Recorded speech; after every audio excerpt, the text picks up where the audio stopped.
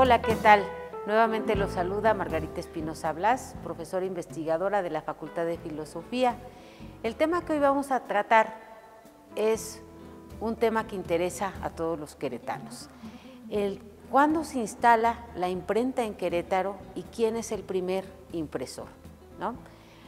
A diferencia de otras ciudades mexicanas, en Querétaro la instalación de la imprenta es bastante tardía en relación con otras imprentas que ya estaban desde antes de la independencia, como el caso de la ciudad de Oaxaca, en la ciudad de Puebla de Los Ángeles, donde también se instaló una imprenta, y por supuesto en la ciudad capital del Reino de la Nueva España, donde desde el siglo XVI, desde 1536 aproximadamente, ya estaba instalada una imprenta, ¿no? ¿Qué pasa para el caso de Querétaro? La primera imprenta que tenemos, o el primer esfuerzo que tenemos, el primer intento por crear una imprenta se da casi a fines del siglo XVIII, ¿no? Cuando se presenta una propuesta para instalar aquí una imprenta itinerante, ¿no? Alejandra Medina ha estudiado, que también es una investigadora de aquí de la facultad, ha estudiado como este esfuerzo, este intento, este primer empeño por fundar una imprenta en Querétaro. No se logra instalar porque las autoridades virreinales eran bastante exigentes con las condiciones en que se debería de crear una imprenta, y eran bastante exigentes porque había un montón de prensas itinerantes que funcionaban de manera clandestina, funcionaban fuera de la ley. Entonces, no se autoriza la creación de esta imprenta y habría que esperar hasta después de la independencia para que Querétaro cuente con una imprenta propiamente dicha. ¿Cómo llega la imprenta a Querétaro? Justamente en el contexto de la Guerra de Independencia, las tropas de Agustín Iturbide viajan acompañadas de impresores. Estos impresores cargan con ellos unas pequeñas prensas itinerantes que son de fácil traslado, ¿no? Obviamente no tienen las técnicas que tienen los grandes talleres de impresores, pero logran en estas imprimir las leyes, imprimir información básica de las maniobras militares, ¿no? Los partes de guerra y demás. Entonces, en 1821 llega a Querétaro Iturbide con las fuerzas realistas, y con él llegan dos impresores, ¿no? Muñoz y Agustín Escandón.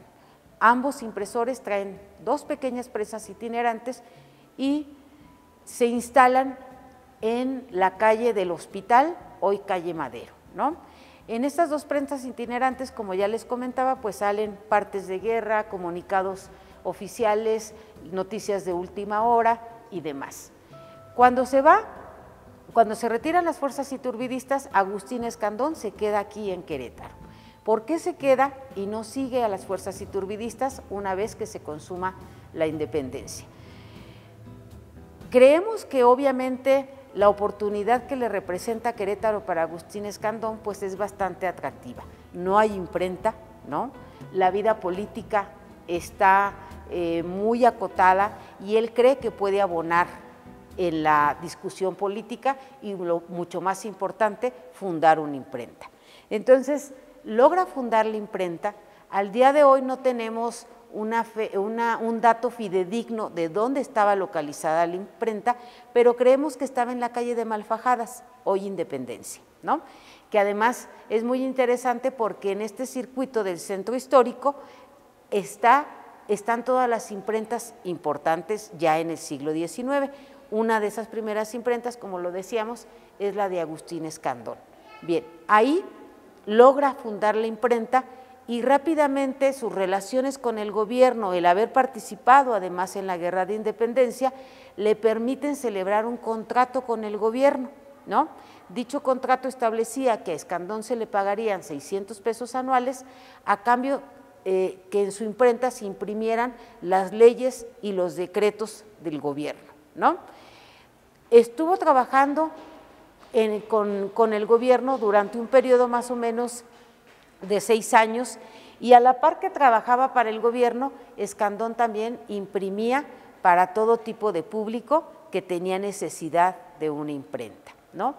Hemos hecho una búsqueda muy exhaustiva de todas las publicaciones que salieron de esta imprenta de Escandón, ¿no? Y la mayoría de las publicaciones son de carácter civil y o religioso, ¿no? Lo que nos muestra todavía en esos inicios del siglo XIX la importancia que tenía el Estado, sí, un Estado que se está conformando, que está en ciernes, y la importancia de la Iglesia. Finalmente, los dos poderes que contaban con los recursos económicos para pagar impresiones editoriales, ¿no? Dentro de los títulos que hay, que salen bajo el sello de la imprenta de Escandón, notamos dos diferencias a nivel de técnica. Las publicaciones que hace para el gobierno son muy básicas, técnicamente hablando, y las publicaciones que hace para la Iglesia tienen una calidad mucho mejor, lo que nos indica, obviamente, que la Iglesia destinaba mayores recursos para sus publicaciones. De la imprenta de Escandón salieron los primeros impresos que se consideran como impresos propiamente queretanos, ¿no? De esta imprenta sale el diálogo entre don Luis y tía Lola, que es un folletito, un panfletito muy chiquitito que está resguardado en el fondo del Tesoro, que está aquí en la Facultad de Filosofía. Sale además un periódico interesante que se llamaba La Extraordinaria de la Otra Banda, es decir, un periódico específico para dar a conocer los acontecimientos que se desarrollaban en la ciudad al otro lado del río Universidad, que era llamada La Otra Banda, ¿no? Salió otro periodiquito que se llamaba El Pasatiempo, también lo tenemos aquí en el fondo del Tesoro, ¿no? Pero en realidad el ingreso más grande de la imprenta, lo representaba obviamente el ingreso anual que le daba el gobierno y las publicaciones que hacía para la Iglesia, ¿no? Bien, ¿quién era Escandón? Algunos datos biográficos nos indican que nació en Puebla, ¿no? No es gratuito que haya aprendido el oficio de impresor en una de las ciudades más emblemáticas de la cultura impresa de la Nueva España y de México, ¿no? Entonces, Escandón es un militar realista, se une a las fuerzas iturbidistas y una vez que se consuma la independencia, pues se queda en Querétaro y forma parte además del primer gobierno queretano, ¿no? Aparte de tener la imprenta, es nombrado juez de paz, participa algunas veces en el Congreso local y es pues un personaje importante en la vida política y social de la entidad, ¿no? Cuando muere, deja su imprenta a su hijo Agustín Escandón, que esto va a ser muy recurrente en todas las historias de las imprentas, es un negocio familiar que se pasa de generación en generación. Entonces, una vez que muere Escandón, Rafael Escandón, le deja el negocio a su hijo Agustín Escandón y se convierte, por tanto, en uno de los negocios más redituables en Querétaro. A la par surgen otras imprentas, ¿no? Surgen otras imprentas porque empieza a ser pues un negocio muy redituable económicamente, ¿no? Pero la imprenta de Agustín Escandón es una de las más importantes en este circuito de imprentas que les habíamos comentado, ¿no?